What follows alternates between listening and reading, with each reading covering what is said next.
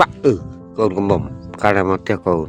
អូឡៃកូន10ឆ្នាំជាងនៅខ្វះតែ3ខែទៀតសោះរតនាអាចនឹងជួបជុំជាមួយនឹងលោកឪពុកវិញទៅហើយក្រោយពីបែកគ្នាអស់រយៈពេល8ឆ្នាំប៉ុន្តែវាសនាមិនប្រណី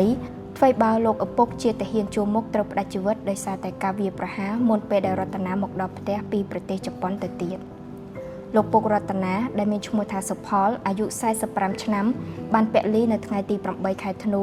ជាពេលដែលចំនួនព្រំដែនកម្ពុជាថៃផ្ដាំផ្ទុះអាវុធឡើងវិញលោកបានបាត់បង់ជីវិតនៅតំបន់អានសេះដែលជាកន្លែងលោកឈរជើងការពារទឹកដីទៅខេត្តព្រះវិហារអស់ជាច្រើនឆ្នាំមកហើយរតនាបានរៀបរាប់ពីក្តីស្រឡាញ់របស់ឪពុកដែលមិនចង់បានអ្វីឡើយក្រៅពីចង់ជួបជុំជាមួយនឹងកូនវិញគាត់ឆាតមកខ្ញុំរហូតគាត់សួរកូនហូបបាយនៅថែអាសាខ្លួនពុកនេះក៏ថែអាសាខ្លួនដែរពុកអត់អីទេគាត់ឆាតមកសួរសុខទុក្ខរហូតហ្នឹងអនុស្សាវរីយ៍ច្រើនណាស់បងអើយតាំងពីក្រខ្សត់អត់ឃ្លាននៅផ្ទះខ្ទមហើយគាត់អត់ឲ្យយើងទៅធ្វើការទេគាត់ឲ្យយើងនៅផ្ទះចឹងណាហើយខ្ញុំលួចគាត់ទៅធ្វើការសំឡងហើយគាត់ថាបើទៅកាត់ការចោលគាត់អត់ឲ្យទៅធ្វើការសំឡងទេដល់ពេលហើយខ្ញុំលួចទៅធ្វើបើខ្ញុំអត់ទៅនៅផ្ទះខ្ញុំវាក្រហើយណាមួយម៉ែខ្ញុំឈឺខ្ញុំត្រូវការលុយហើយកាលហ្នឹងពាក់ខែឲ្យខ្ញុំថោកទៀតពាក់ខែបានតែម្លានបាក់មកសងគេអស់ហើយម៉ែខ្ញុំឈឺរហូតដល់តែគាត់ស្លាប់ទោះបីជាមានការលំបាកក្នុងគ្រួសាររួមទាំងបំណុលពីការព្យាបាលម្ដាយក៏ដោយលោកសុផលនៅតែសុំឲ្យកូនស្រីត្រឡប់មកវិញ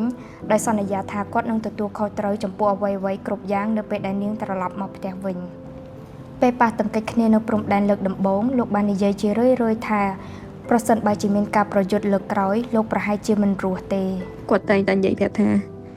សង្គ្រាមបើមានសង្គ្រាមលើកម្ដងទៀតគាត់ប្រហែលជាមិនរស់ទេពួកអីដោយសារតែខាងគេនោះគេអាវុធទំនើបច្រើនណាគេមានដ្រូនគេមានយន្តហោះយើងអត់មានអីទេយើងចាំតែគេកភ្លើងធំពីក្រោយហើយគេនោះគេមានកភ្លើងទំនើបស្មើជើងអីក៏គេទំនើបដែរអញ្ចឹងយើងបើមានសង្គ្រាមលើលោកក្រោយគាត់ប្រហែលជាមិនរស់ទេកិច្ចមិនផុតទេគាត់តែងតែនិយាយប្រាប់ខ្ញុំចឹងឯង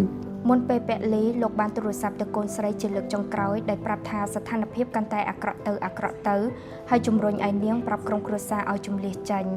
គ្រានោះជាលើកចុងក្រោយដែលនាងបានឮសំឡេងលោកឪពុក